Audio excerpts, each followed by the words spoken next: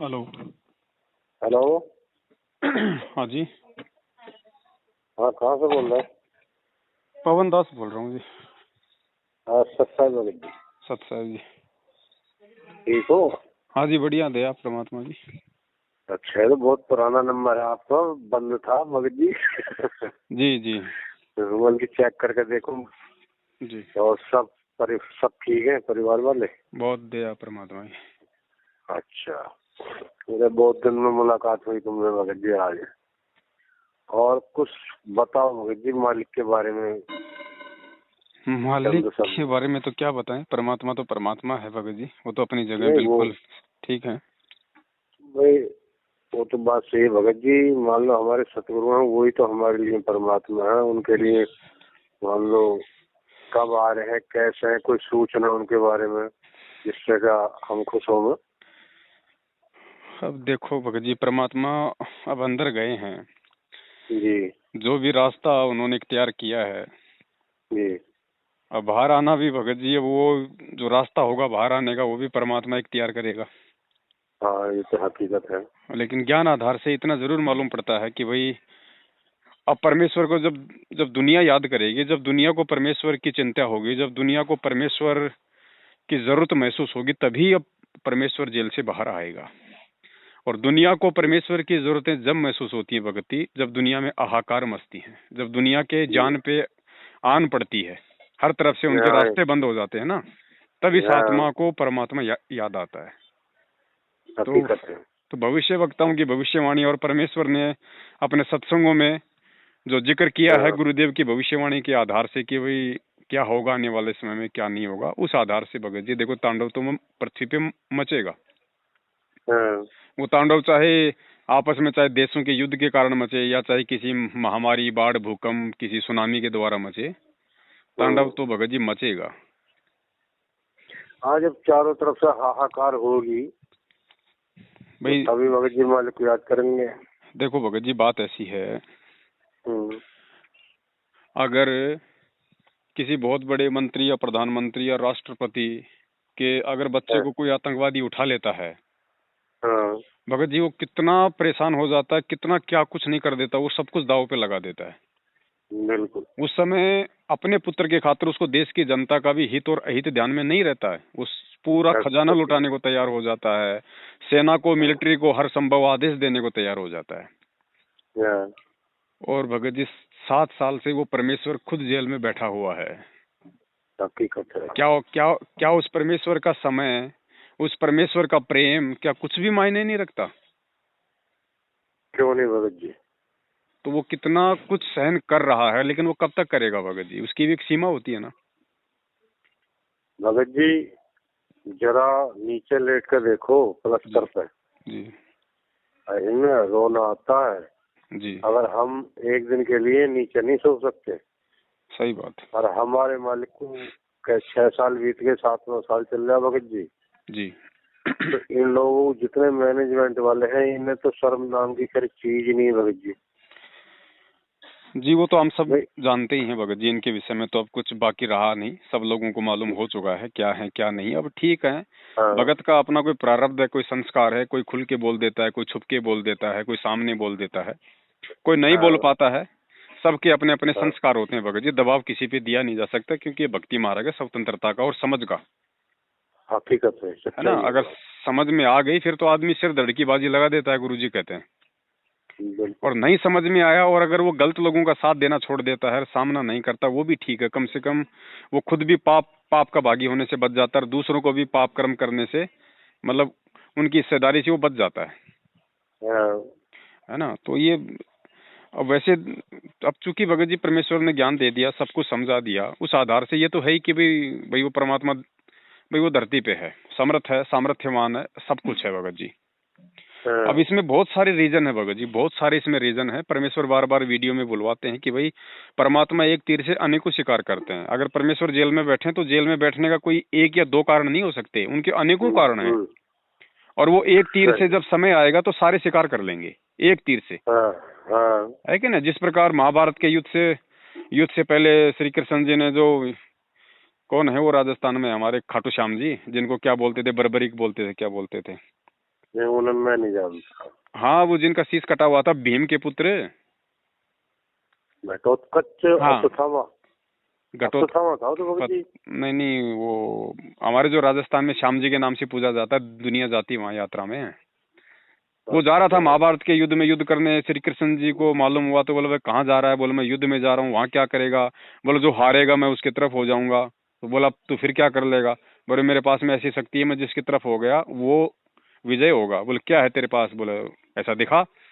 तो उसने भगत कहा जी कि बब्बर बाहन था वो, हाँ, बब्बरा वो बाहन। बबरी भान, बबरी भान, हाँ भीम का पुत्र।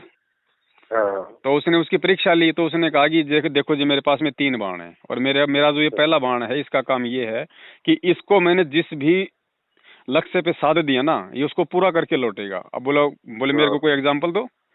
बोले हाँ एग्जाम्पल ये देता हूँ कि इस बाण से मैं पूरी जो कौरवों की सेना है, या जो भी मतलब जो मुझे पराजित होता दिखाई देगा, पूरी सेना को मैं हाँ मतलब एक बाण से वो कर दूंगा उसका छेदन। बोले इसका एग्जाम्पल दे मुझे। तो उन्होंने कहा कि आप और हम जिस पेड़ के पास में खड़े हैं, बरगद का पेड़ था या जो मर्जी होगा, बोला मैं एक हाँ तीर से इसके सारे पत्तों को छेद दूंगा। तो श्री हाँ कृष्ण ने कहा भाई जरा दिखाओ। तो श्री कृष्ण ने एक पत्ता तोड़ के अपने अपने पैर के नीचे डाल लिया। अब हाँ उसने तीर छोड़ा, वो सबको, क्योंकि वो तो सिद्धियां होती थी भगत जी, उसने हाँ, सारे सिद्धि। पत्तों का छेदन कर दिया सेकंडों में। और श्री कृष्ण जी के हाँ पैर के पास में चक्री काटने लग गया। हाँ तो उसने कहा कि महाराज पैर हटा लो वरना पैर को छेद के अंदर जाएगा। तब श्री हाँ कृष्ण जी को यकीन हो गया भाई वास्तव में है। तो इसी प्रकार भगत हाँ। जी, जब वो एक तीर इतने सारे पत्तों का छेदन कर सकता है, तो परमात्मा एक तीर से अन्य को शिकार क्यों नहीं कर सकते? वो तो बबरी भान के बबरी भान है भगत जी। है? सही कह रहे हो भगत जी, तो हकीकत बहुत है, सारे रीजन सच्चाई है है भगत उसके। इतना ज्ञान परमेश्वर ने दे दिया, इतने भगत परमात्मा ने जोड़ दिए। अब सभी तो परमेश्वर की अच्छी आत्मा हो नहीं सकती, सभी तो ज्ञान आधारी आत्मा हो नहीं सकती, सभी तो हीरे हो नहीं सकते। तो छटनी हकीकत करना है भगत उसमें अति आवश्यक होता है, ताकि कल को कोई ये ना कह दे कि परमात्मा मुझे बाहर क्यों निकाल दिया। क्योंकि देखो, साल भर तक अगर स्कूल में बच्चा एडमिशन रहता है, तो टीचर बेवजह उनको स्कूल से बाहर नहीं निकाल सकता। इसके लिए वो उनकी परीक्षा लेता है, ताकि बच्चा हमारे को ये ना कहे साहब आपने हमें जबरदस्ती स्कूल से निकाल दिया। जी। हाँ तो एक माध्यम चुनता है एग्जाम का कि भैया अब तुम्हें जितना पढ़ाया है उस आधार से अब तुम्हारे परीक्षा होंगी, और जो परीक्षा में जिसने सही उत्तर दे दिए, जिसने सही जवाब दे दिए, वो पास, बाकी ऑटोमेटिक बाहर निकल जाते हैं। कोई किसी को दोषारोपण नहीं करता कि भाई मुझे प्रिंसिपल ने बाहर निकाल दिया, क्योंकि उसको मालूम पड़ गया कि भाई मेरा सामर्थ्य नहीं था, मैंने ढंग से पढ़ाई नहीं करी, जिस कारण से मैं परीक्षा में फेल हो गया। तो परमात्मा ने इतना ज्ञान दे दिया, उसके बाद परमात्मा अपने ऊपर नहीं लेता है। अब परमेश्वर ने ये परीक्षा ले ली भगत जी। अब इस परीक्षा में जो कच्चे हैं वो साइड में हो जाएंगे, जो पक्के हैं वो टिके रहेंगे, है ना। हकीकत है दूसरा भगत जी है। पॉइंट नंबर 2, जैसा कि परमेश्वर कहते हैं कि बच्चों 1000 वर्षों तक ये मार्ग चलेगा और बिल्कुल पानी की तरह चलेगा, कोई रोकने वाला नहीं होगा। अब 1000 वर्ष तक इस काल भगवान के विधान अनुसार वो समर्थ परमात्मा तो यहाँ रहेगा नहीं शरीर में, वो भी जाएंगे अपनी अपनी लीला पूरी करके। हाँ तो उस परमेश्वर की जब आज उनकी सशरीर, जब आज उनकी उपस्थिति में इतना सब कुछ दंगल हो रहा है, तो सोचिए अगर जब परमात्मा यहाँ नहीं होंगे तो मार्ग भगत जी ये कैसे चलेगा? चल ही नहीं सकता। सही।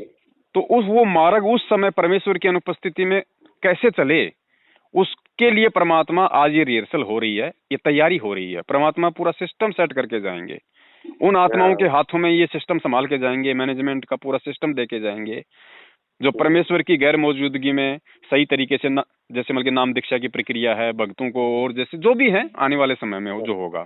तो एक परमात्मा ने वो आत्माएं तैयार करके जानी है। वो ये जितने भी जो कांटे इस मार्ग में जो आने होंगे, क्या क्या कांटे आएंगे आने वाले समय में, क्या क्या मुसीबतें आएंगी, तुम्हें किस प्रकार से वो काल अपने चालों में तुम्हें बांधेगा, तुम्हें भ्रमित करने की कोशिश करेगा। तो आज 7 साल से वही सब कुछ हो रहा है। वो काल ने जो जो चाल आज चलनी है वो सारी चाल वो चलेगा, और परमेश्वर एक वो एग्जाम्पल बना देंगे कि देखो भैया, जब मैं जेल में था तो मेरी गैर मौजूदगी में काल ने इस तरीके से और किन किन लोगों को निमित्त बनाया, और किस किस प्रकार की उसने चाल चली मेरी आत्माओं को मुझसे दूर करने की। जैसे संजय दिल्ली वाला कभी कहता है कि मैं नानक की आत्मा हूँ, कभी कहता है कि मैं उपग्ने हूँ, कभी कहता है कि मैं तो मतलब अक्षर पुरुष हूँ, कभी कहता है कि साहब मैं तो मतलब तत्वदर्शी संत बन गया, जो मेरे से नाम नहीं लेगा वो पार नहीं होगा, है कि नहीं। दूसरा जैसे सतलोक आश्रम मैनेजमेंट हरियाणा, इन्होंने अपनी मनमर्जी से जगह जगह फर्जी नामदान केंद्र खोल दिए कि भाई ठीक है भाई, नाम गुरुजी का, बाकी काम सारे हमारे, और परमेश्वर की वाणी है, काल ने कहा था भाई नाम तुम्हारा ले करूँ आवाजा, जाओ जोग जी हाँ। संसारा, नाम तो तेरा रहेगा, बाकी उल्टे काम सारे मैं करूंगा। तो भगत बेचारा समझ नहीं पाएगा कि यार है क्या। दूसरा भगत इस भ्रम में रहेगा यार गुरु जी का भाई है भाई, माँ जाया भाई है, जो मर्जी वो बोले, वो अपने हिसाब से वो सोचे भगत है भाई, वो गद्दारी नहीं कर सकता भाई। यार वो बेटा बेटी अपने बाप से कैसे गद्दारी कर देंगे। तो ये भी भ्रम की, ये भी भगत की बहुत बड़ी मूर्खता होगी, अज्ञानता होगी। ये ज्ञान लेने के बाद में जो ये सोचे कि गुरु जी का भाई ऐसा नहीं हो सकता, या गुरु जी की बहन ऐसी नहीं हो सकती, या गुरु जी के माँ बाप ऐसे नहीं हो सकते। सर्वप्रथम तो उसको ये समझ लेना चाहिए कि जब तुम गुरु को परमात्मा मान चुके हो, तुम सतगुरु कहते हो, तो ना सतगुरु जननी जने जाके माना बाप, सतगुरु का कोई नहीं होता। वो स्वयंभू है, वो दुनिया को प्रकट करता है, वो दुनिया को जन्म देता है, उसको कौन जन्म दे देगा। सही बात है। एक लीला में तरीके से वो आए हैं, ये एक बात डिफरेंट है। और फिर भगत ये भी विचार करेगा इस परमेश्वर के ज्ञान से कि भैया जब परमेश्वर ने जब उस कमाल को मुर्दे से जिंदा किया, अपने बेटे से भी ज्यादा उसको प्यार दिया, खिलाया पिलाया, उसको आध्यात्मिक शिक्षा दी, और वो चल के जब काल का दूत हो सकता है, गुरुद्रोही हो सकता है, वो जब वो परमात्मा से गद्दारी कर सकता है आज से 650 साल पहले वाला, तो आज तो भगत जी घोर कलयुग है। उनके सगे उनके साथ में क्या नहीं कर सकते और क्या नहीं कर चुके। तो ये भक्तों का निवारण करना परमेश्वर ने कि भैया अगर विश्वास करो, अगर इस मार्ग में आने के बाद में, तो केवल 3 ही चीजों पे करना। प्रथम तो मैं यानी खुद वो परमात्मा, दूसरा मेरा ज्ञान, और तीसरा वो आत्मा जो तुम्हें लगे कि ये परमेश्वर के ज्ञान आधार से चल रही है, बिल्कुल उसके ज्ञान उनके दिखाए मार्ग पे वो चल रहा है, तो ही आप उस भगत की संगति करना। तो ये भगत जी हमारी एग्जाम्पल है वर्तमान में, ये हमारे एग्जाम है, ये हमारी परीक्षा चल रही है भाई। और परमात्मा देखो चुपचाप बैठा है, कुछ नहीं बोल रहा। 7 साल होगी। क्या किसी भी व्यक्ति ने सतलोक आश्रम मैनेजमेंट हरियाणा के द्वारा हमें जो पीले पर्चे दिखाई, जो ये मतलब भेजे जा रहे हैं, या कोई नकली ऑडियो भेजी जा रही है, या और कोई माध्यम, उस माध्यम के अलावा क्या किसी भी व्यक्ति ने, संगत वाले ने, परम पूज्य सतगुरु रामपाल जी महाराज जी के मुख कमल से आमने सामने खड़ा होके क्या कोई आदेश सुना है कि बेटा मेरा आदेश है ये, तुम ये करो? नहीं सुना ना। नहीं सुना। जिस प्रकार वो टीचर वो परीक्षा के हॉल में अगर उसका खुद का बच्चा भी बैठा हुआ है तो भी वो शांत रहता है, चुपचाप रहता है। बच्चा रोएगा, पापा ये बता दो भारत की राजधानी क्या है, वो नहीं बताएगा। तो वो सिस्टम सेम टू सेम चल रहा है, क्योंकि भगत जी वो सांसारिक एग्जाम है, ये आध्यात्मिक एग्जाम है। और जहाँ गुरु शिष्य का नाता हो जाता है वह एग्जाम होता ही होता है। भगत जी एक भगत आए थे हमारे पास जी, हमारे साथ काशीपुर पड़ता है 60-70 किलोमीटर दूर। जी, वो लड़के के दोस्त हैं, कुछ दोस्ती हो गई थी। तो अब वो आएंगे, उन्होंने मिलना चाहा, लड़के बोले कि हम तुम्हारे पापा से मिलना चाहते हैं। क्या है ना, रामपाल जी महाराज के शिष्य हैं वो भी। कोई बात नहीं, भगत जी वो आए थे, कई बार आए लगातार।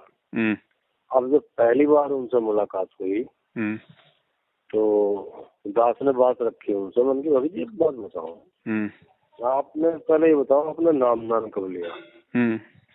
कि नाम दान हमने 15 में लिया। मन की ठीक है। और आप मेरठ तो नहीं जाते? मन की मेरठ मैं जाता था लाइफ में, और मैं गया हूँ। हाँ भगत जी, और तुम तो फिर उसके चंगुल में आए पवन के और संजय के, वो तो गुरुद्रोही है। मन की भगत जी गुरुद्रोही कहते किसने, पहले बताओ? है ना, गुरुद्रोही। बट संजय को तो गुरुद्रोही कह सकते हो। मैंने खुद सुना गुरु जी के मुख कमल से कि कमाल ने अपना पंथ अलग खोल दिया था तो वो गुरुद्रोही हो गया था।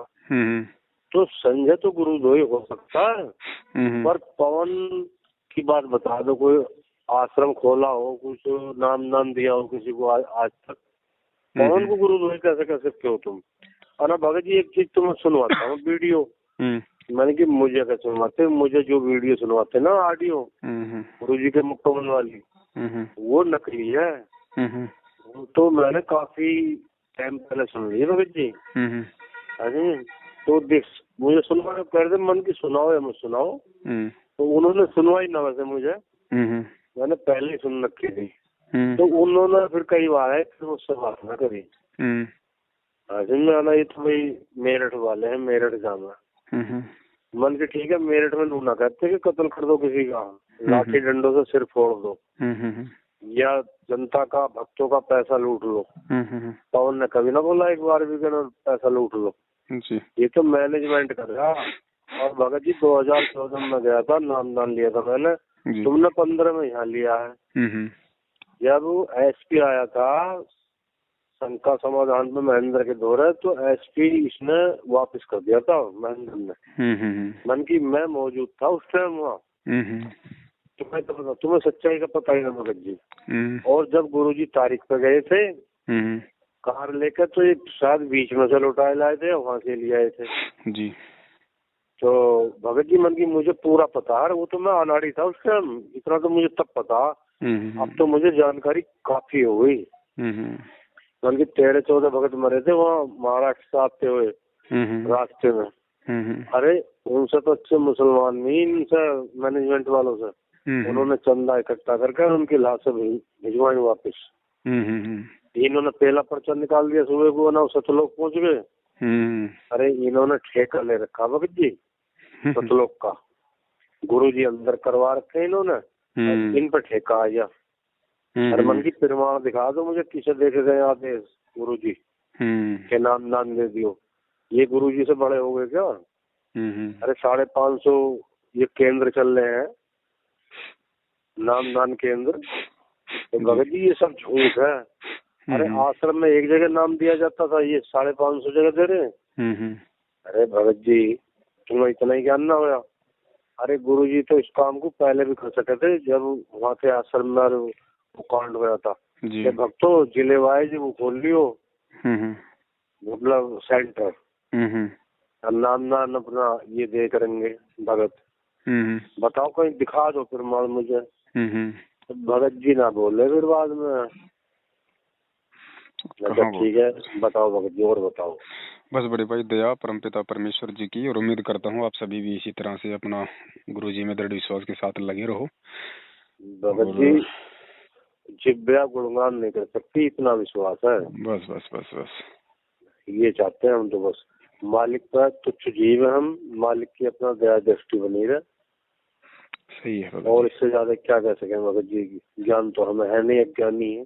अब देखो जैसे सांसारिक जो भक्ति होती है, जो ये तुलसीदास जी ने जो दोहे कहे हैं कि वही कलयुग केवल नाम आधारा सुमिर सुमिर नर उतरो पारा, लेकिन वो भगत जी सांसारिक वो 3 लोक की भक्ति तक के थे। अब यहाँ जो परमेश्वर की भक्ति है, इस भक्ति में भगत जी नाम से बढ़ के है विश्वास। अगर विश्वास नहीं है तो चाहे कितना ही नाम जपते रहो तो रोजाना कोई काम नहीं करेगा। और विश्वास होना चाहिए अपने गुरु पे। हमने भगवान को नहीं देखा भगत जी, और ना हमें भगवान को देखने की आवश्यकता है। बिल्कुल। हमें जो मिल गया, जो खुद एक भगत बन के, हमारा सतगुरु बन के, जिसने भगवान की जानकारी दे दी अपने आप को छुपा के हमारे लिए, वही सब कुछ है भगत जी। अब देखो भूखा आदमी है, अब उसको रोटी की आवश्यकता, भाई खाने की आवश्यकता, जो उसको खाना खिला दे उसके लिए तो वो महान है। वो जो अनाज के भंडार है और वहाँ जो चौकीदार है वो हमारे क्या काम का? बिल्कुल है, जिसने खाना खिला दिया, पेट की प्यास बुझा दी, शांत कर दिया, मरने से बचाया, वो हमारे लिए बड़ा है, वो महान है। अच्छा भगत जी कुछ जानकारी होगी आपको, जैसे महेंद्र है इसके बारे में पता कुछ? जैसे बीमार था, ये तो भगत जी शुरू से बीमार था। ये ठीक कब हुआ था? ये तो आश्रम में भी गोलियों का थैला लेके खाया करता था, कभी डायबिटीज की, कोई किसी चीज की, कोई किसी चीज की। ये तो शुरू से बीमार था। अच्छा। ये कभी ठीक हुआ ही नहीं। पहले शराब बहुत पीता था ना। अब शराब चलो पी ली, परमात्मा की शरण में आ गया, परमात्मा सब कुछ माफ कर दें, रोग भी काट दें, लेकिन फिर विश्वास नहीं हुआ, फिर हमेशा ये खुद ही वो गद्दी छीनने में लगा रहा। तो हमेशा इसके साथ में जो बैग रहता था उसमें गोलियां भरी रहती थी। अच्छा। हाँ, जबकि सारनाम जिस व्यक्ति को मिल जाए भगत जी, सारनाम ये विधान है भगत जी परमेश्वर का, क्योंकि ये इस ब्रह्मांड की सबसे गुप्त और सबसे कीमती वस्तु है सारनाम। ठीक है जी। सारनाम बोले तो खुद वो परमात्मा, क्योंकि परमात्मा का रूप है शब्द, खुद वो परमात्मा। और जिसको परमात्मा खुद मिल जाए और सारनाम जिसको दे दे, मतलब सारनाम लेने का मतलब है परमात्मा को अपने हृदय में बैठा लेना। और परमात्मा जिसके हृदय में बैठ जाए भगत जी, वहाँ ये 2 कौड़ी की ये बीमारियां उसके आसपास आएंगी। हैं? भगत जी बहुत बड़ी पावर है सारनाम की, मतलब प्रथम मंत्र की बहुत बड़ी पावर है। कुछ है ही नहीं उनके अलावा भगत जी, और इस है ही नहीं कोई पावर, है ही नहीं कोई और। अब ये भगत जी विश्वास से बातें जाहिर होती है भगत जी, विश्वास से हमें इन चीजों को देखना होता है भगत जी, वैसे थोड़ी दिखाई देगी। अब वैसे तो गुरुजी लोगों के लिए 2 कौड़ी के जीव हैं। पुलिस वाले पता नहीं हम्म, उनका कैसे कैसे आज उनका मजाक उड़ा रहे होंगे जेल में, हम्म, है? लेकिन वो तो ज्ञान वाली जो आंखें हैं परमेश्वर की, वो ही तो उनको देख पाएंगे ना। वो आंखें परमात्मा ने आप और हमें दे दी, अब हम देख सकते हैं उनको कि वो कौन है।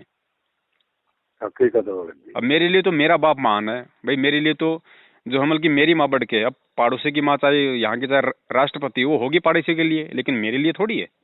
मेरी माँ चाहे गरीब हाँ, है, चाहे जैसी भी है, चाहे लूली है, लंगड़ी है, हम्म, मेरी माँ की जगह है वो पड़ोस वाली, वो राष्ट्रपति वो नहीं ले सकती, हाँ, है कि नहीं? तो ज्ञान वाली आंखों से ही भगत जी सब कुछ ही मालूम पड़ेगा।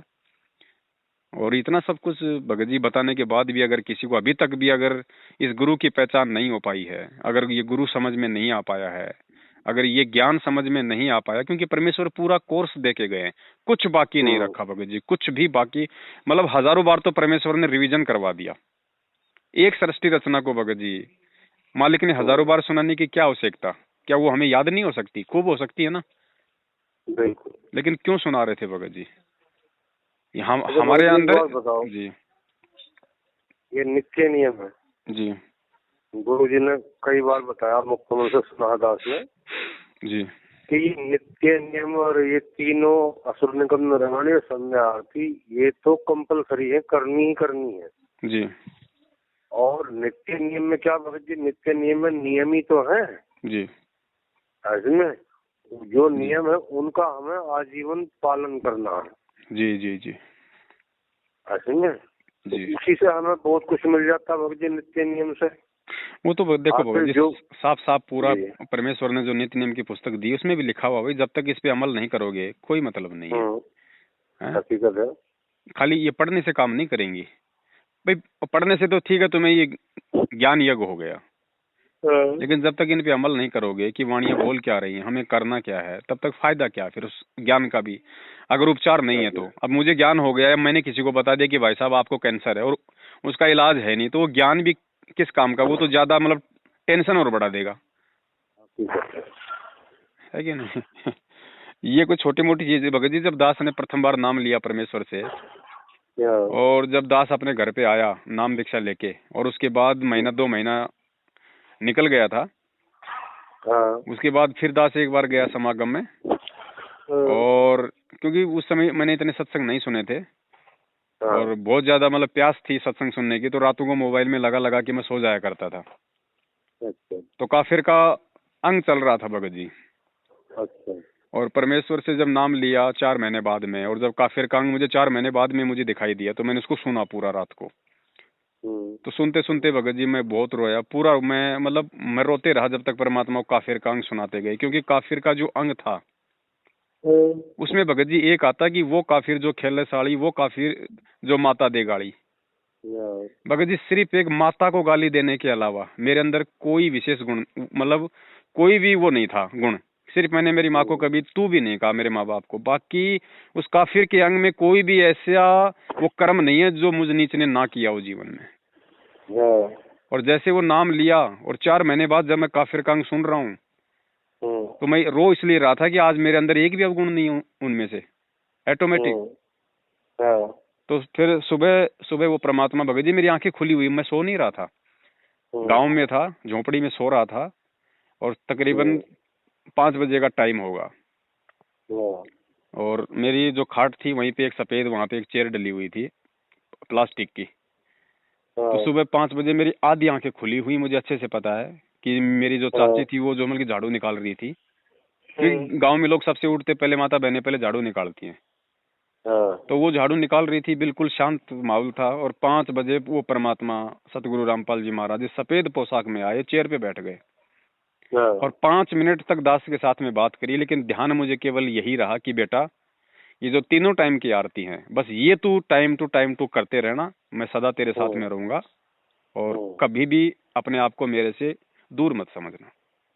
अच्छा, ये परमात्मा ने मुझे सर्वप्रथम ये आदेश दिया था। फिर कुछ समय बाद में जब ये बरवाला कांड हो गया, उसके बाद में, क्योंकि उस समय तक भी भगत जी मुझे इतना ज्ञान नहीं था भगत जी। देखो मुझे तो 2000 ये आप मोटा मोटा ये समझ ली कि 2018 के बाद से अच्छा। मैं गुरुजी को साक्षात कबीर परमात्मा मानने लगा हूँ अपनी हम्म, आत्मा से। उससे पहले हाँ, मेरे लिए गुरुजी सब कुछ थे, लेकिन हम्म, मुझे नहीं पता था कि भाई गुरुजी ही परमात्मा है।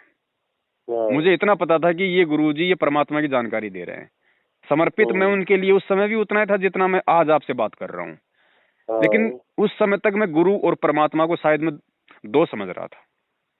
हाँ, 2018 के बाद परमेश्वर ने क्या दया करी वो मालिक जाने भगत जी। उसके बाद परमेश्वर ने इस पूरे भेद को ही मेट दिया, समाप्त कर दिया।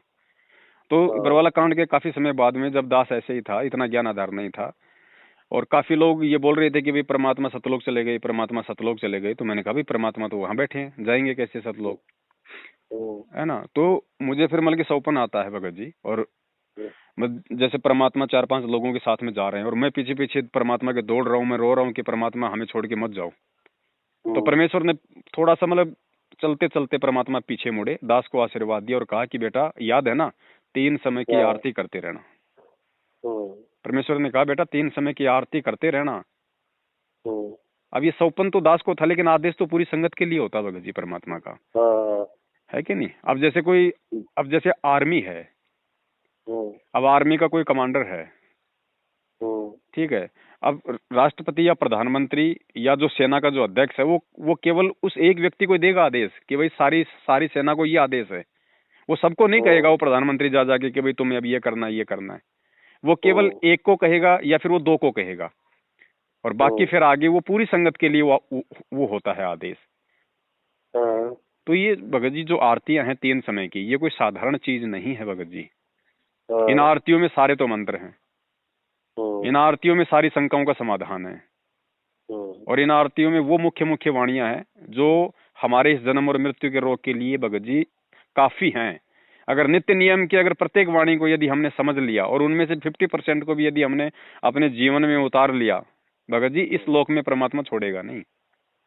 हम्म। लेकिन हमारी सबसे बड़ी कमी यही है कि बस करनी तज कथनी कथ है, अज्ञानी दिन रात। अच्छा भगत जी, हमारे साथ एक समस्या है। जी। सुबह का जो नित्य नियम है उसे हम पढ़ के नहीं कर पाते। अब वो जो आपकी कारण है जी। हमारी आंखों में जो है थोड़ी कमजोरी है। हम्म। हम्म। अब जो आंखों अब से अंधा है फिर वो क्या करेगा। भगत जी वो सुन ही सके वो तो।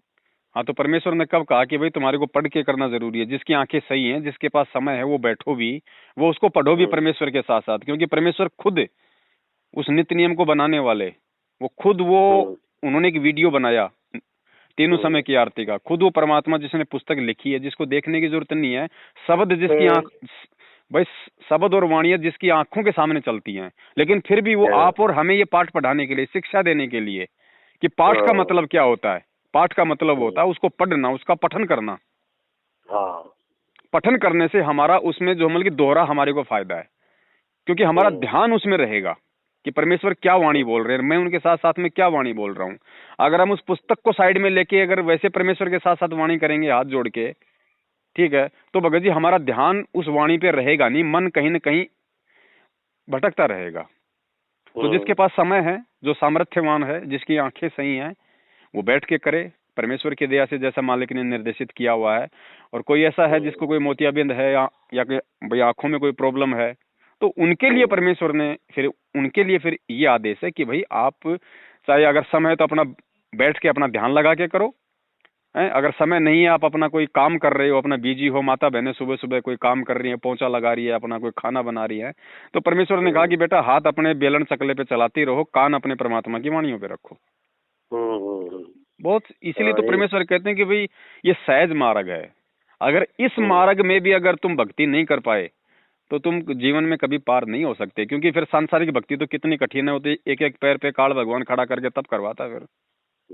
बिल्कुल भगत जी। तो इससे आसान भक्ति इस पूरी सृष्टि में नहीं है भगत जी। नाम उठत नाम नहीं। बैठत नाम सोवत जागबे, नाम खातर तुम लेट के कर लो, तुम नहाते नहाते कर लो, तुम लेटरिंग कर रहे हो उस समय कर लो, बाथरूम बाथरूम बाथरूम करते करते तुम परमेश्वर को याद कर लो, उसका नाम जप लो। आत्मा से परमात्मा का संबंध है, शरीर और बाथरूम से कोई लेना देना नहीं है उसका।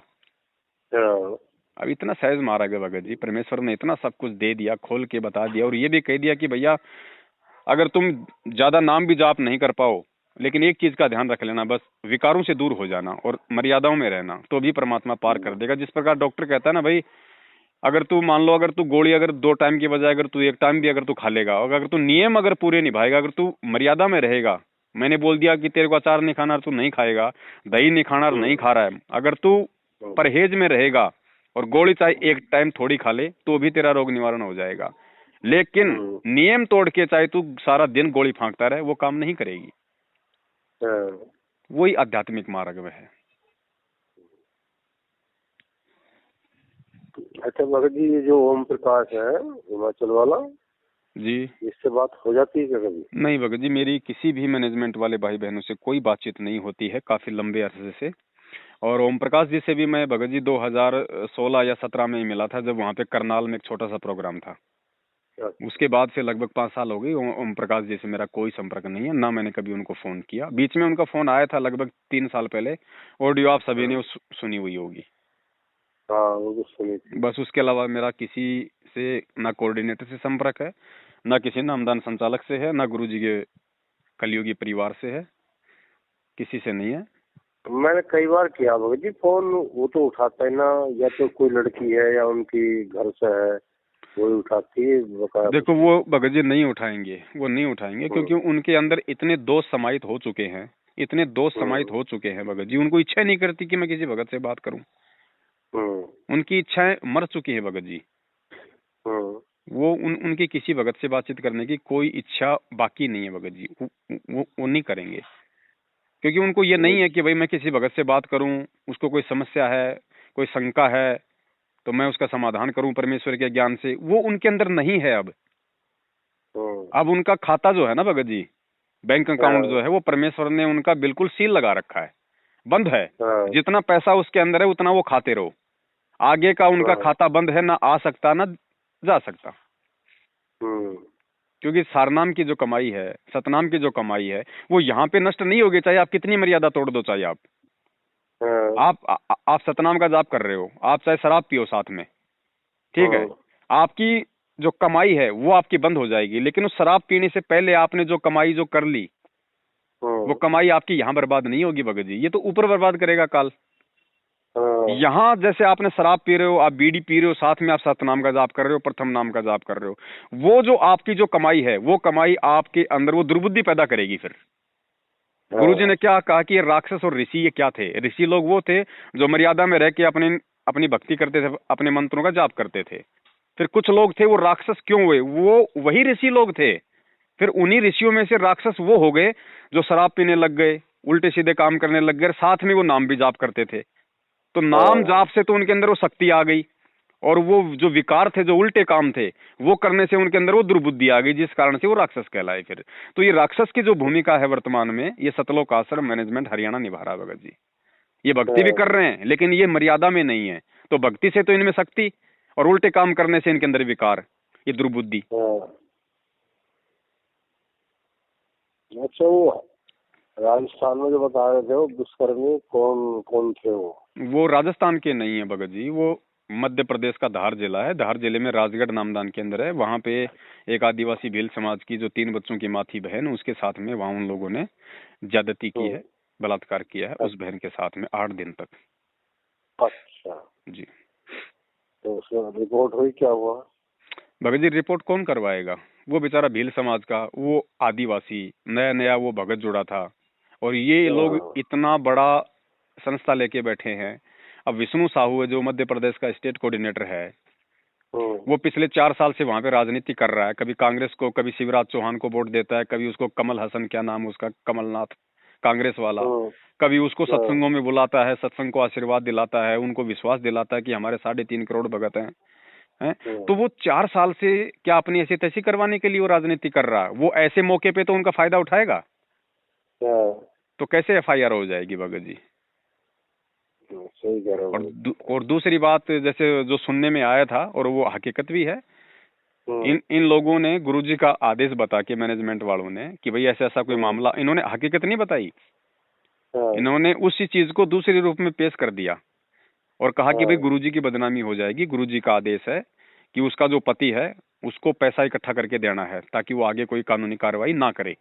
तो मेरे जहां तक हाँ, मेरा आइडिया भगत जी, उसको 15 से 20 लाख रुपए का इंतजाम करके उसको दे भी दिया गया ताकि वो अपना मुंह अच्छा, बंद रखे, वरना कोई भी ऐसा ऐसा पति नहीं होगा जो भगत जी उसकी एफआईआर नहीं करेगा जिसकी पत्नी के साथ में ऐसा दुष्कर्म किया गया हो। सही कह रहे हो भगत जी। तो पैसा इनके पास है ही बस, भगत जी, और संगत मूर्ख है ही। सबसे बड़ा फायदा तो संगत का उठाया जा रहा है ना। बिल्कुल देखो हकीकत। मतलब संगत का ही तो इन्होंने शारीरिक शोषण कर दिया हाँ, है, और उस शोषण की आवाज को दबाने के लिए संगत से ही पैसा लेके उनको दे दिया। हाँ, मतलब संगत का सिर और संगत का ही जूता। बिल्कुल मजा ले रहा है मैनेजमेंट। सही कह रहे हो भगत जी। तो बताओ समझाएं किसको भगत जी। ये लेकिन तो समझ से बाहर की बात होगी ना भगत जी। कोशिश जारी है, क्योंकि भगत जी भूमिका वही होगी। परमात्मा हाँ, 27 साल से लोगों को समझा रहे हैं, हाँ, और 27 साल से कितने लोग समझे। अगर पूरी दुनिया की जनसंख्या का यदि आप वो निकालो औसत, तो 8 अरब की जनसंख्या में से 2014 तक 14.5 लाख भगत थे। हाँ, 1% भी नहीं है भगत जी। और हमें इस बात की तो खुशी है ना हाँ। कि महज अच्छा भगत जी, जी ये पहले कितने भगत थे साढ़े ये? साढ़े 14 लाख जो, भगत थे 2014 बरवाला कांड तक। खुद इन मैनेजमेंट वालों ने जो जो पुस्तक थी जो इन्होंने जजों के खिलाफ जो लिखी थी ना, कि हाँ, वो कौन सा है, न्यायालय की गिरती गरिमा, हाँ, उसके पेज नंबर 38 पे इन्होंने साफ साफ लिखा हुआ कि अक्टूबर 2014 तक संत हाँ। रामपाल जी के कुल भक्तों की संख्या 14.5 लाख। अच्छा, अब इससे बड़ा तो कोई प्रमाण नहीं हो सकता।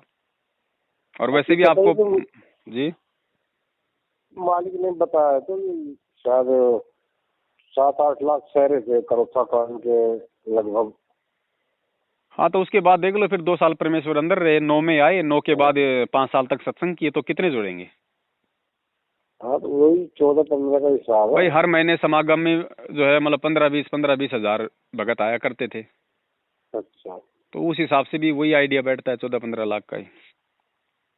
यार ये साहब करोड़, 2 करोड़ और 3 करोड़। देखो राजनेताओं को तो खुश करना पड़ेगा ना। वो राजनेता कोई 1000-2000 से थोड़ी खुश होता है। उसको तो बोलना बिल्कुल। पड़ेगा साहब 2.25 करोड़ है, साढ़े साढ़े 3 करोड़ है। हाँ, वो तभी तो होंगे खुश। हाँ भाई इतने लोग हैं तो कम से कम 20-30 लाख तो वोट देंगे। अब भगत जी कक्षा 4 का बच्चा जानता है जी कि सांच बराबर तपने झूठ बराबर प्राप्त जाके हृदय सांचे ताके हृदय आप। जानते ये भी हैं, हाँ, लेकिन भगत जी जानते ये भी हैं, ऐसी बात नहीं है। हाँ, ज्ञान हाँ, मैनेजमेंट को आप और हमारे से ज्यादा है। मैनेजमेंट कौन? हाँ, जो हाँ, गुरुजी के जो परिवार वाले हैं, हाँ, महेंद्र है, ये स्टेट कोऑर्डिनेटर हैं, ये कोई आज के थोड़ी जुड़े हाँ, हुए हैं। हाँ, सारनाम, ये कहते हैं कि हमें सारनाम मिला, तो सारनाम इन्होंने ऐसे थोड़ी प्राप्त कर लिया। हाँ, ज्ञान तो है इनको, हाँ, उसमें कोई दिक्कत नहीं भगत जी। लेकिन एक परमेश्वर की वाणी है कि जैसे गुरुदेव ने सत्संग में बताया कि भाई तुम लोग बार बार कहते हो कि भाई तन मन धन सब तेरा, तेरा तुझको अर्पण क्या लागे मेरा, कि परमात्मा सब कुछ हाँ, तेरा है, तन मन धन मेरा है, और ये तेरा तेरे को अर्पण परमात्मा मेरा क्या लगे। हाँ, तो गुरु जी कहते हैं वो तो भाई खाली तुम 2 रुपए की अगरबत्ती हाथ में लेकर खाली फॉर्मेलिटी पूरी कर रहे हो, हाँ, लेकिन जिस दिन वो दोगे ना मेरा मुझे, हाँ, तो परमेश्वर कहते हैं कि तन मन धन सब मेरा, ये तो है ही मेरा, नालायक तेरा है क्या। तन मन धन हाँ, सब मेरा, लेकिन ये मेरा मुझको जिस दिन देगा तब कालजा पाटेगा तेरा।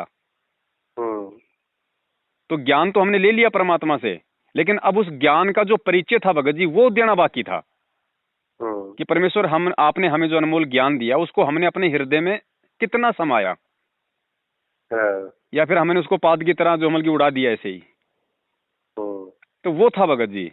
तो इन्होंने ज्ञान तो सुना हुआ है, कोई दिक्कत नहीं उस चीज में, लेकिन उस ज्ञान को हाँ, भगत जी अमली जामा पहनाना, उसको अपने विचारों में समाहित करना, अपने चरित्र पे लागू करना, वो होता है असली ज्ञान को ग्रहण करना।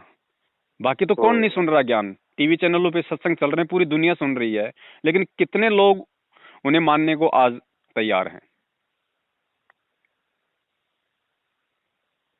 अब हाँ, सही कह रहे हो भगत जी। 27 साल से गुरुजी सत्संग कर रहे हैं, और 27 साल से गुरुजी सत्संग करते करते अगर बीड़ी माचिस दारू वगैरह का अगर जिक्र नहीं करते तो मुझे नहीं लगता भगत जी जो बरवाड़ा है, जो पूरा शहर, वो भी आश्रम के लिए छोटा पड़ जाता।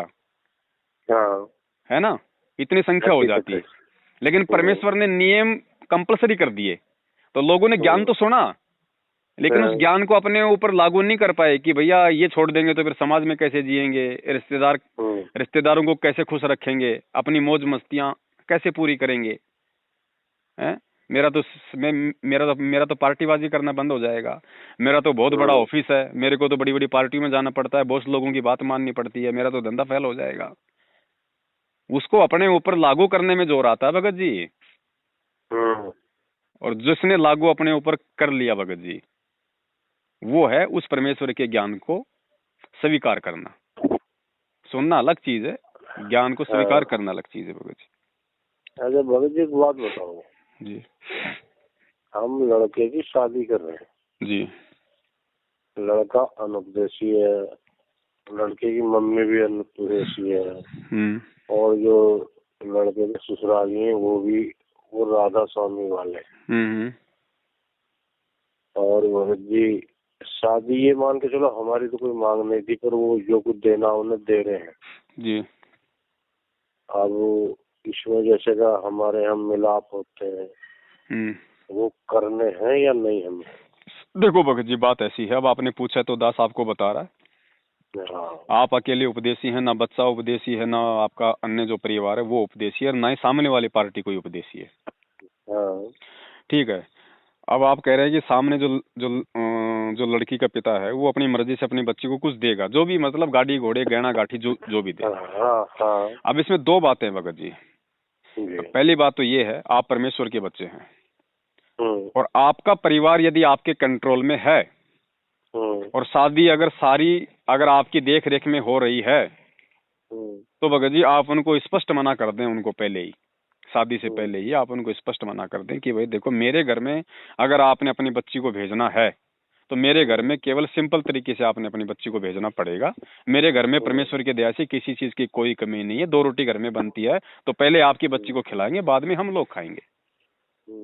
ठीक है, ये आपने भगत जी बोलना पड़ेगा, क्योंकि ये भगत जी विधान है परमात्मा का, आपने उसको बोलना पड़ेगा। और आपके अंदर भी ये भाव होने चाहिए कि वास्तव में मैं उनकी सुई भी ना लूं। ऐसा नहीं कि भाई आप अंदर से चाह रहे हैं और उसको बोल रहे हो, वो गलत हो जाएगा, क्योंकि मालिक अंतर्यामी है।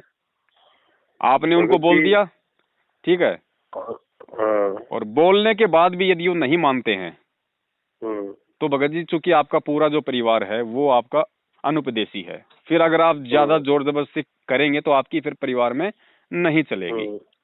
ठीक है, तो ऐसी स्थिति में फिर आप जी को चुप हो जाना है। नहीं हम तो चुप हो गए, फिर आप जी को चुप हो जाना। एक बात और बताओ, हमने वैसे मना कर दी थी उनसे कि मांग क्या तुम्हारी, हमारी मांग नहीं है 1 रुपए की भी। बच्चे की बात है, बच्चा हमें पसंद है जी, और जिसने लड़की दे दी उसने रख क्या लिया जी। ये भगत जी हमारी मांग थी। फिर दोबारा भी हमने कही, उन्होंने पूछा, मन की हमारी कोई मांग नहीं है, 2 लड़के आपका, 1 हमारा, 3 है बराबर के, ऐसी समझ लो आप। अच्छा तिवारा जब हम वहां से चले, मन की देखो ऐसा है, मेरे लिए कुछ नहीं करना आपको, ऐसे ही है। उन्हें पता नहीं है वैसे ये किसके उपदेशी है, और वो मानते भी नहीं भगत जी। अगर हम डायरेक्ट कह देते तो भगत जी शायद ही ना भी कर सकते 1%। सोचना पड़ता है। तो भगत जी उसमें जैसे मिलाप होते हैं, अब उन्होंने मुझे 2000 रुपए दिए थे मिलाप में शुरू में, तो वो पैसे मैंने गीता तेरा ज्ञान अमृत उसमें रख दी, जब गुरु जी आ जाएंगे तो अपना उनकी जोत या जो भी होगा हम उसे चढ़ा देंगे। और भगत जी आगे के लिए हम उनसे मना कर देंगे, और मना कर दिया तो मिलाप ना करना, पैसों से हम वैसे मिलेंगे बिना पैसे के। अब बताओ हमारी सोच गलत है या सही? गुरु जी की कृपा। देखो भगत जी, जो फर्स्ट टाइम आपके साथ जो हुआ 2000 रुपए उन्होंने आपको दिए मिलाप के समय, हाँ। वैसे तो वो परमेश्वर की मर्यादाओं के खिलाफ है, क्योंकि परमात्मा इन रस्मों रिवाजों को, जो ये फालतू की जो रीति रिवाज है, परमेश्वर इनको जड़ से समाप्त करना चाहते हैं। और परमात्मा चाहते हैं कि इन रस्मों रिवाजों को, जो ये समाज के लिए जो सिरदर्द हैं, इनको खत्म करने में मेरे बच्चे मेरा सहयोग करें। लेकिन आपने, अब आप जी समझ सकते हैं कि आपसे ये परमात्मा की मर्यादाओं में त्रुटि हुई है। हैं, लेकिन भगत जी जो पहली गलती होती है, वो माँ बाप भी अपने बच्चों की जो है बल्कि प्यार से उसको डांट के उसको क्षमा कर देते हैं।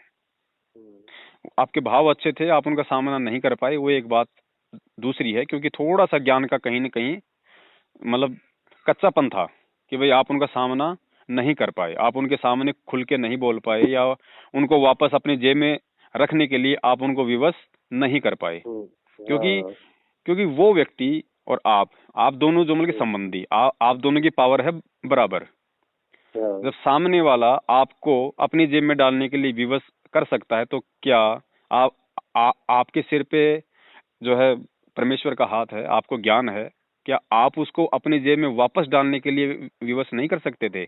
लेकिन आपने नहीं किया, क्योंकि ये आपके ज्ञान का कहीं ना कहीं थोड़ा बहुत कच्चापन था।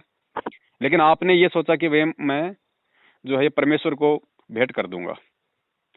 ठीक है, तो इसी आधार से हो सकता है कि वो परमेश्वर आपकी इस गलती को माफ करे, क्योंकि वो पैसे आपका अपने निजी जीवन में यूज करने का कोई मकसद नहीं था।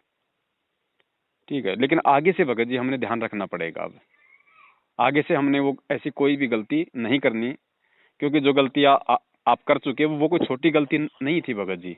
गलती कोई छोटी, गुरुजी ने क्या कहा, भाई जहर है, जहर की चाहे बोतल पी लो, चाहे एक टपका अपनी जीभ पे रख लो, जहर तो अपना पूरा काम करेगा। ठीक है, लोगों आगे भगत जी हमें विशेष सावधान होकर चलना पड़ेगा, क्योंकि अब भगत जी समय नहीं है, अब समय नहीं है। अब परमात्मा तो चाहते हैं कि अब जैसे आप हैं भगत जी, आपका बच्चा अगर गलत लाइन पे चल पड़े और आपको मालूम पड़े कि मेरे इतने समझाने के बावजूद भी, मेरी इतनी कोशिशों के बावजूद भी, इतनी अच्छी शिक्षा देने के बाद भी मेरा बच्चा किसी की कुसंगति में पड़ के बीड़ी पी रहा है, शराब पीना शुरू कर रहा है, सोचो आपकी आत्मा में भगत जी, आपके दिल पे क्या वो मतलब वो गुजरेगी। है, अब सही कह रहे हो भगत जी, है कि नहीं? छोटी सी वो कोई, हाँ जी बोलिए। एक कमी थी मेरे अंदर, जी आपसे बताइए। जी जी मेरे घर को सत्संगा था। एक हमारा भतीजा, उसने हमारे लगभग 45,000 रुपए दाम रखे हैं। एक भाई हमारा, उनने 1 लाख रुपए दाम रखे हैं हमारे। और जो तीसरा भाई हमारा, वो क्या करता है कि हमने जमीन ली थी 15 साल पहले, तो उन्होंने कहता है इसमें से 10 बीघे जमीन दे, जो का उस खाते में उसका नाम भी नहीं है। अब भगत जी दास बड़ा परेशान, और दास को समस्या है थोड़ी हार्ट की, दिल घबराता मतलब। अब भगत जी दिल घबराना, आप समझ जाओ, खुशी में भी घबराना, हर गम में भी घबराना। तो भगत जी कैसे बचा जाएगा? तो वो पैसे भगत जी दास इसलिए से वापस ना कर सका या ना कह सका, या पहली बार समझ लो कि दिल की वजह से, दिल थोड़ा मेरा घबरा। कल तो बहुत ही घबरा गए भगत जी थे आप। अब कैसे समझे? देखो भगत जी, समस्याएं, देखो ऐसा है, समस्याएं परेशानियां हर किसी के सामने हैं, लेकिन हम भक्ति मार्ग में हैं भगत जी। और ये आपके सामने जब ऐसी ये परिस्थिति आई ना, तो ये परिस्थिति भगत जी उस समय आपकी परीक्षा थी। और जाहिर सी बात है भगत जी, बच्चा जब तक सातवीं क्लास के एग्जाम को पास नहीं कर देता, तब तक टीचर उसको आठवीं क्लास में नहीं भेजता है। अगर वो उसको, जब तक वो पार नहीं होगा, तब तक उसको 7वीं का ही एग्जाम देना पड़ेगा बार बार। इसी प्रकार भगत जी हमारे जीवन में सतगुरु से नाम दीक्षा लेने के बाद में अगर हमारे सामने ऐसी यदि कोई धर्म संकट वाली या कोई विकट परिस्थिति पैदा होती है, तो जाहिर सी बात है उसका एक ही संकेत है कि परमेश्वर ने जो ज्ञान दिया है, उस ज्ञान की परमात्मा हमारी परीक्षा ले रहा है, ये हमारी अभ्यास चल रहा है, हमारी रिहर्सल देख रहा है परमात्मा। और जब तक हम उस बाधा को ज्ञान आधार से पार नहीं करेंगे हिम्मत करके, तब तक वो बाधा भगत जी जीवन भर हमारे सामने आती रहेगी। अगर हमने आगे बढ़ना है तो उस बाधा को हमने पार करना पड़ेगा। अगर उस समय नहीं कर पाते हो तो ऐसी ही कोई बाधा फिर आपके जीवन में आएगी। ऑटोमेटिक ये सिस्टम है, ये विधान है परमात्मा का, ये ऑटोमेटिक, ये परमेश्वर का विधान है। जब तक आप उन बाधाओं को पार नहीं कर लोगे जो बाधा आपके सामने है, तब तक ना तो आप आगे बढ़ सकते, और वैसी बाधाएं हो सकता है उनका उनका रूप कोई दूसरा हो, घटना कोई और प्रकार की हो, लेकिन वो आपको पार करनी पड़ेंगी भगत जी। हिम्मत आपने करनी पड़ेगी, परमेश्वर ने आपको रास्ता दिया हुआ है। अब भगत जी आज ही जो है एक आरएसटी की खबर आई कि आरएसटी की खबर आई, आरएसटी में जाना है। आरएसटी क्या? ट्रेन में। अच्छा। तो दास ने तो मना कर दी, ठीक है भाई हम नहीं जाएंगे, किसी का जन्मदिन हो या छठी हो या ये आरएसटी हो, सबने साफ मना कर दी। और ना भगत जी आप आज तक खाई है। जबरदस्ती पिताजी की आरएसटी हुई थी तो उसमें मजबूरी हो गई थी, वो भी इनसे समिति वालों से पूछ के तब कुछ खा लिया था हमने। कि 5 भाई हैं हम, 4 डट गए कि भी आरएसटी करो। तो भगत जी हम भी मजबूर हो गए। 2017 की बात है भगत जी। भगत जी मजबूर हो गए, हमने गन्ना गिर दिया उनके नाम तक। हम पैसे देते तब भी हमारे से दब गए थे, ना देते तब भी दब गए थे। वैसे लड़का है हमारा जो घर का मुखिया दासना है। दास तो अपने काम से काम है, बकाया कुछ नहीं। कोई बात नहीं। अब थोड़ा सा जो है मतलब कि संक्षेप में बात करेंगे, क्योंकि अब थोड़ा संध्या आरती का भी दास को है ना। तो मेरा भगत जी निवेदन आपसे ये है, देखो दास ने भी नाम लिया तो ऐसा नहीं है कि भगत जी नाम लेते ही दास कोई बिल्कुल ऐसा हो गया था कि साहब मेरे से कोई मर्यादा नहीं टूटेगी, मैं कोई मर्यादा नहीं तोड़ूंगा। ऐसा नहीं है भगत जी, परमेश्वर के अलावा। क्योंकि परमेश्वर ने जब एक भगत के रूप में 17 फरवरी 1988 को नाम दीक्षा ली थी, तो परमेश्वर ने हम ये पूरे नहीं परमेश्वर की बात कर रहा हूँ मैं, गुरुदेव की। अच्छा परमात्मा। तो परमात्मा ने जब 17 फरवरी 1988 को स्वामी रामदेवानंद जी महाराज जी को अपना मुंह बोला गुरु बना के जब नाम दीक्षा ली, तो हमें तो नहीं पता था उन बातों का, और ना उस दौरान क्या क्या हुआ हमें वो भी नहीं पता। लेकिन हम पूरे इत्मीनान के साथ ये बोल सकते हैं कि उस समय सतगुरु की भूमिका कोई व्यक्ति नहीं निभा रहा था, स्वयं वो परमात्मा निभा रहा था। तो उस परमेश्वर ने कहीं कोई मर्यादा नहीं तोड़ी, ये श्योर है, पक्का है। लेकिन उस परमेश्वर के अलावा आज तक जितनों ने भी नाम दीक्षा ली है उनसे, उन सब की मर्यादाएं टूटी हैं, क्योंकि सब जीव हैं। ठीक है, हमसे भी बहुत गलतियां हुई भगत जी, ऐसी बात नहीं है। लेकिन ऐसी कोई गलती नहीं हुई जिससे कि हमारा सतगुरु हमसे रुष्ट हो जाए। ठीक है, बाकी छोटी मोटी गलतियां तो हमसे दिन में भगत जी हम सबसे होती हैं। हमारी वाणी में गलतियां हो जाती हैं, ना चाहते हुए हमारे को जो है मतलब कि कुछ ऐसे शब्दों का प्रयोग करना पड़ जाता है, कुछ ऐसे ऊंच नीच का हमारे को जो है वो प्रयोग करना पड़ जाता है। भाई मान लीजिए किसी का काम धंधा ही ऐसा है तो हो जाता है।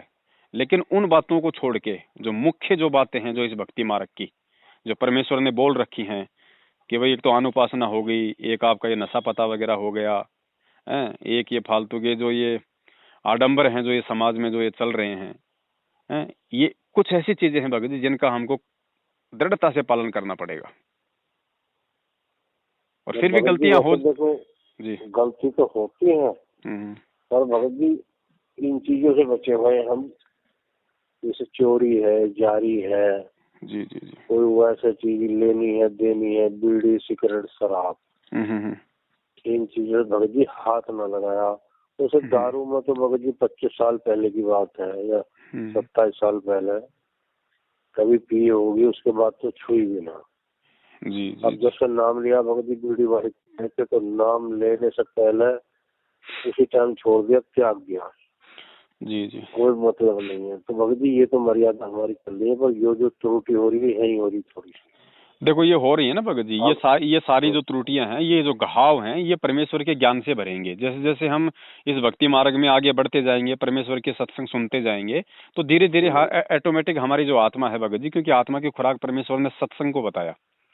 ठीक है, तो सत्संग के सहारे से ही, और जो साध संगति है, जो भाई बहनों से जो आध्यात्मिक विचार विमर्श हैं, एक दूसरे से कोई सलाह मशवरा है, क्योंकि सभी भगत सारे सत्संग नहीं सुन पाते, इसलिए परमेश्वर ने साध संगति को जरिया बनाया कि जिन्होंने सुन रखा है वो अपने दूसरे भाई बहनों का समाधान करे, वो उनकी हेल्प करे। ठीक है। तो इससे धीरे धीरे भगत जी ये जो छोटी मोटी जो हम जो गलतियां कर रहे हैं या हो जाती हैं, ये भी धीरे धीरे सब कुछ बंद हो जाएंगे ऑटोमेटिक। आपको मालूम ही नहीं पड़ेगा कि मैंने ये गलतियां करनी, मैंने ये कब छोड़ दी, आपको याद ही नहीं आएगा। है कि नहीं? बहुत सारी चीजें हैं भगत जी, ये सब देखो धीरे धीरे मनवा धीरे सब कुछ हो। ऐसा नहीं कि साहब मेरे से गलतियां हो रही है तो मैं भगत नहीं हूँ। भगत होना एक बात अलग है। अगर मैं गलतियां करने से बाज नहीं आ रहा हूँ तो मेरा ऐसा कोई कुसंस्कार है, लेकिन इसका मतलब ये नहीं कि मैं अपने मन में निराश हो जाऊं या मैं हताश हो जाऊं कि यार मैं तो भक्ति के लायक नहीं हूँ, वो भगत देखो वो कितना अच्छा है। लेकिन आप उस भगत के पिछले जन्म के भक्ति संस्कार नहीं देख पा रहे हो, क्योंकि सबके समान भगत जी नहीं होते हैं। आज अगर कोई गरीब है या कोई अमीर है तो गुरु जी का भगत, तो गुरु जी ने क्या कहा कि भक्ति वाले संस्कार तो उनके बराबर हैं, जिस कारण से परमेश्वर ने दोनों को अपनी शरण में ले लिया। लेकिन कोई अमीर है कोई गरीब है तो पिछले जन्म के उसके दान धर्म के 500 यज्ञ के संस्कार अलग अलग है। तो छोटी मोटी गलतियां भी इस परमेश्वर की शरण में पड़े रहने से ही, उनसे माफी मांगते रहने से ही हैं, और इस ज्ञान को आधार बना के चलने की कोशिश करते रहने से ही धीरे धीरे समाप्त होंगी। और एक समय ऐसा आएगा भगत जी, एक समय ऐसा आ जाएगा जब परमेश्वर ने कहा कि जब इस पृथ्वी पे हर जगह आपको भगत मिलेंगे, हैं, हर जगह आपको परमेश्वर की जय जयकार लगाने वाले मिलेंगे, जाओगे वहीं पे आपको सत्साई बोलने वाले मिलेंगे, जिस भी ठेले पे खाना खाओगे उस पे सत्साई फास्ट फूड सेंटर संत रामपाल जी महाराज जी टिफिन सेंटर लिखा होगा। तो कौन आपकी मर्यादा तोड़वाएगा और क्यों आप मर्यादा तोड़ोगे? है ना? लेकिन उस समय तक हमने भी बहुत सोच समझ के चलना पड़ेगा। भगत जी आप ये कहोगे जान बचानी भारी हो रही है। अभी वो समय आना बाकी है। आप जो शब्द बोल रहे हो ना, जान बचाना बाकी है, वो समय अभी आना बाकी है भगत जी। उस समय तो फिर जी एक सेकंड भगत जी, हमारे घर के ही दुश्मन हैं पक्के वाले। गुरुजी ने एग्जाम्पल दे तो दिया बिना बोले, भाई बिना बोले परमात्मा ने उदाहरण दे तो दिया। अपने ही होते हैं भगत जी। अपने पराये का जो मालूमात होता है वो इस सतगुरु की शरण में आने के बाद ही मालूम पड़ता है, वरना हम तो उन्हीं पे जान छिड़कने को तैयार रहते हैं। ये तो इस परमेश्वर की शरण में आने के बाद मालूम पड़ता है कि मेरी माँ कौन है, मेरा बाप कौन है, मेरा भाई क्या है, मेरे प्रति उनके क्या विचार है, उनके प्रति मेरे क्या विचार है। भगत जी आपसे मुख से अच्छी बात निकल गई। माँ है हमारी कि पूछो मत, नामदानी भी है, बड़ी गाली भी देती है, गुणगान दूसरों के करती है। भगत जी दास ने बताया ना परमेश्वर के ज्ञान आधार से बताया ना भगत जी, ज्ञान को सुनना अलग चीज है, अपने मुख से बोलना अलग चीज है, और अपने दिल में बैठाना अलग चीज है भगत जी। ये खाली आपकी माँ कोई एक अपवाद नहीं है भगत जी, ऐसे तो लाखों मिलेंगे आपको संगत में। ऐसे तो आपको वो सारनामी लोग भी मिल जाएंगे जो 20 साल से जुड़े हुए हैं। माता जी तो अभी जुड़ी होंगी, वो 14 में जुड़े थे। तो माता जी का दोष नहीं है भगत जी। माता जी और आपके भी तो पिछले कोई ऐसे संस्कार होंगे ना, आज तभी तो आपकी माँ बनी है, आप उनके बेटे बने हो, तो हमारे ऋण संबंध तो है ही। अब वो ऋण संबंध है किस प्रकार के, क्या पता आज माता जी आपके साथ में जिस तरह का व्यवहार कर रही है आपने उससे भी बदतर किया उनके साथ में। ऐसा है भगत जी। तो यही सोच के बस सहन कर लो कि भैया इसके कर्म इसके साथ, मेरे कर्म मेरे साथ, मैं तो हमेशा नेकी करूंगा, ये बदी करे तो करे, ये अपना पाएगी मैं अपना पाऊंगा। बात सही है भगत जी, अलग रहती है वैसे कोई बात ना, केवल बुराई करनी है मुंह से। कोई बात नहीं भगत जी, परमेश्वर कहते हैं सत्संग में कुतिया वाली। एक मालिक की एक वाणी है, मेरे ध्यान नहीं आ रही कि सत्संग में कुतिया बली जो सुने हरि को नाम है, और ऐसे ही कुछ वाणी है, 1 मिनट रुको परमेश्वर। हाँ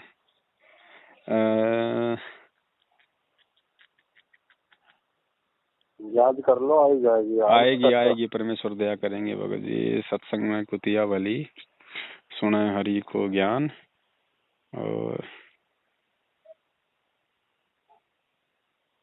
ऐसी कुछ वाणी है भगत जी। परमेश्वर ने तुलना की है कुतिया की और माँ की, कि वो कि उस माँ से वो कुतिया 100 गुना अच्छी है जो गलती से भी किसी सत्संग में जाके वो बैठ जाती है, और वो माँ उस कुतिया से भी बदतर है जो दूसरे के घर घर में जाके जो निंदा और चुगलियां करती है। सही बात है। गाँव में ऐसा कोई आदमी होगा, घर तो ना खैर टोटल जिसमें बुराई न करी हो हमारी माँ ने हमारी। हम्म। ये मन की ठीक है भगत जी, चलो माँ माई है जैसी भी है। सही बात है। कुछ गुण भी है, कुछ हम में भी है, अब गुण ऐसी बात ना। सही बात है। ये भगत जी ठीक देखो है भगत जी। ज्यादातर लोगों के साथ में है, हम सब लोग कहीं न कहीं कोई न कोई समस्या के शिकार हैं भगत जी, और ये हम सब के आपस के ऋण संबंध हैं। पता नहीं परमात्मा कांटे की सजा वो मतलब सूली की सजा कौन से कांटे में डाल रहे हैं। तो इतना सब्र अब आप और हमको भी करना पड़ेगा। सुखी कोई नहीं है भगत जी। आप कम से कम, मेरी जो स्थिति है मुझे तो भगत जी आज इस कदर अपने आप को छुपा के रहना पड़ रहा है भगत जी। सोचो मेरे ऊपर क्या बीत रही होगी बड़े भाई, लेकिन आसरा उस परमात्मा का है। हैं? अच्छा भगत जी, एक बात हो रहा, अभी 4 दिन पहली बात है जी। 2 भाई हमारे मुझसे छोटे, दोनों भगत जी मुझे पीठ में पहुंच गए खेत में, मैं गन्ना छोड़ लिया था। भगत जी दास प्रथम नाम का जाप कर रहा था और अपना करता रहा, मैं देखता भी रहा, गन्ना भी छीलता रहा। तो भगत जी घूम घाम के अपना और वो अपना आ गया 5 मिनट हक जी। मन के जय हो बंदी छोड़ दी। माने भगत जी बहुत तगड़ा खून खराब होता। तो मालिक की कृपा थी भगत जी। और भगत जी इतना गुंडा है हमारा भाई, पूछो मत। नाम ले चुका भगत जी, बरवाला सा नाम ले चुका। महीना 2 महीने पूजा करी बस। कोई अफसोस की बात नहीं है भगत जी, कोई अफसोस की बात नहीं है। और भगत जी ब्याज का काम करता है, तो 4 पैसे हुए उस पर, तो भगत जी फोन लगा संभाला।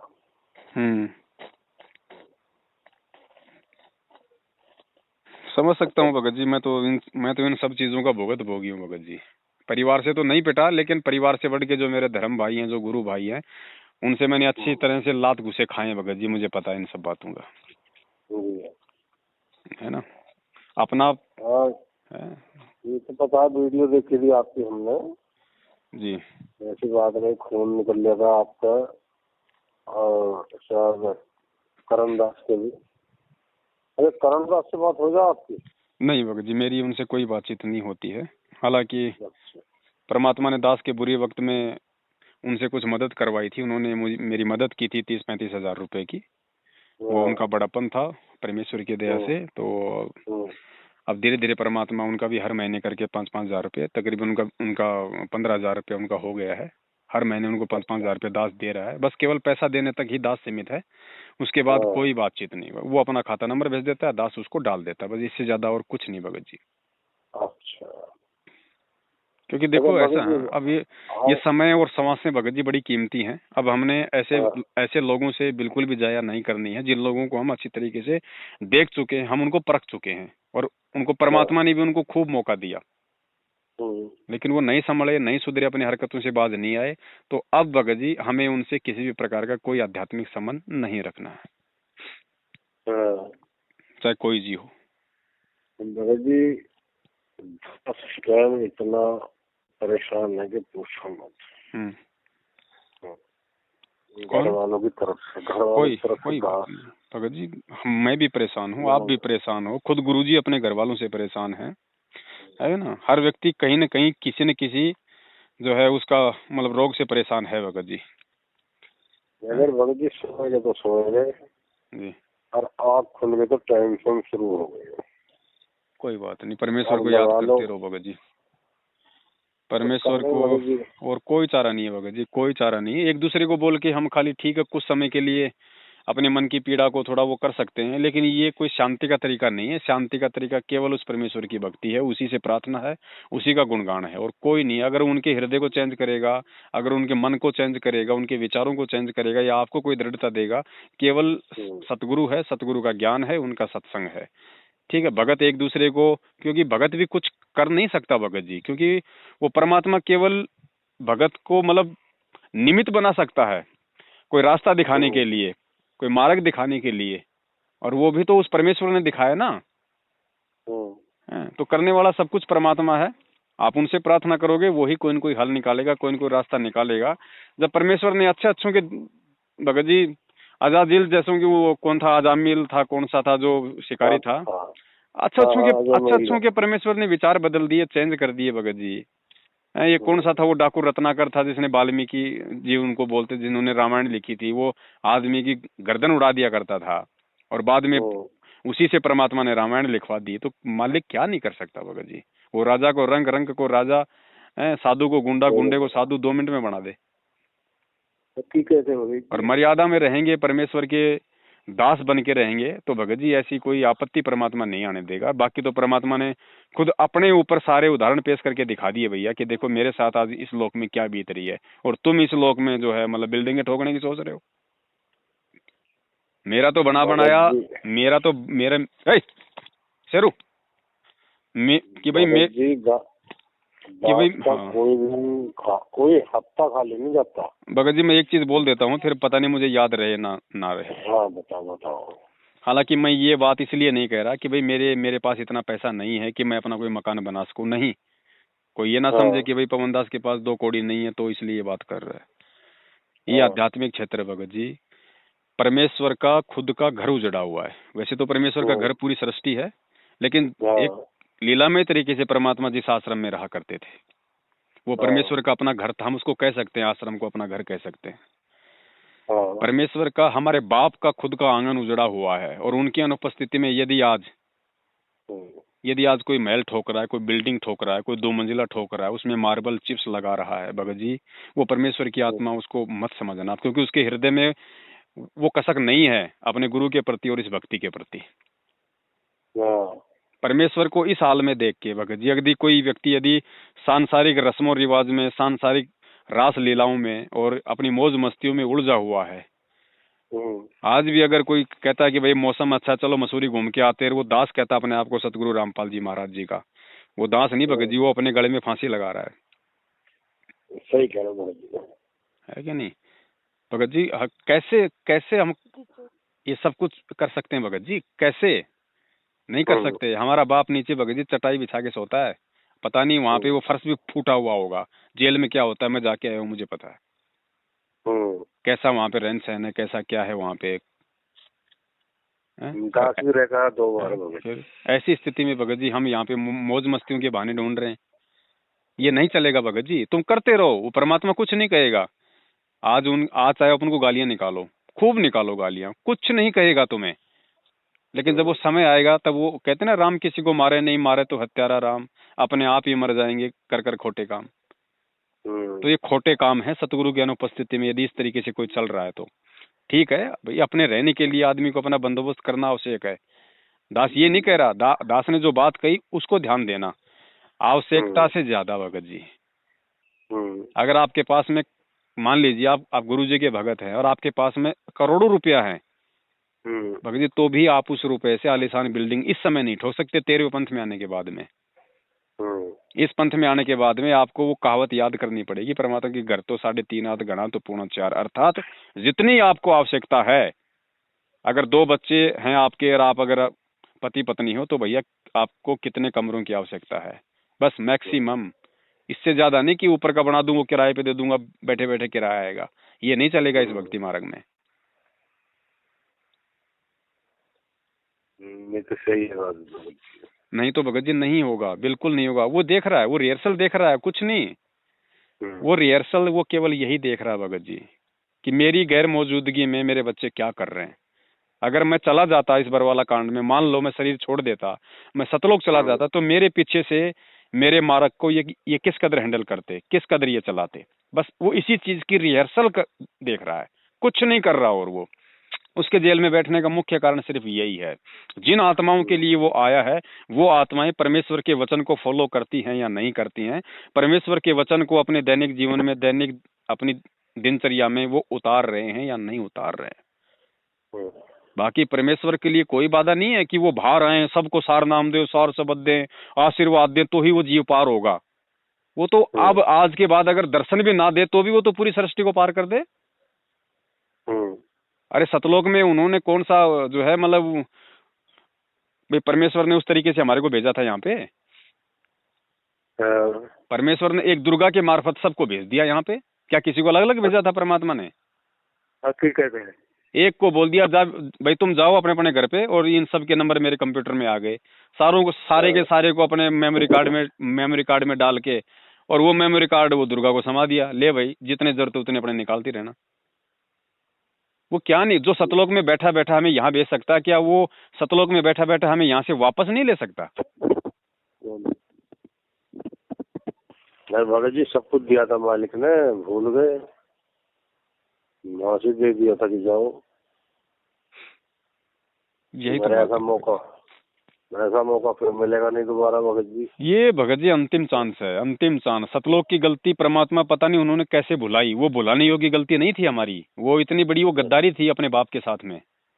फिर भी परमेश्वर ने हमारे यहाँ की दुख परेशानियों को देखते हुए, जब हम कुत्ते बनते हैं, हमारे सर में कीड़े, मैंने एक कुत्ता देखा भगत जी अभी कुछ दिन पहले, मेरी आत्मा डोल गई भगत जी। उसके मुंह में कीड़े भगत जी, उसके लिंग में कीड़े पड़े हुए भगत जी, उसकी गुदा में कीड़े पड़े हुए भगत जी। और वो मैं सोच रहा कि परमात्मा इसके कौन से कर्म होंगे हैं भगत जी।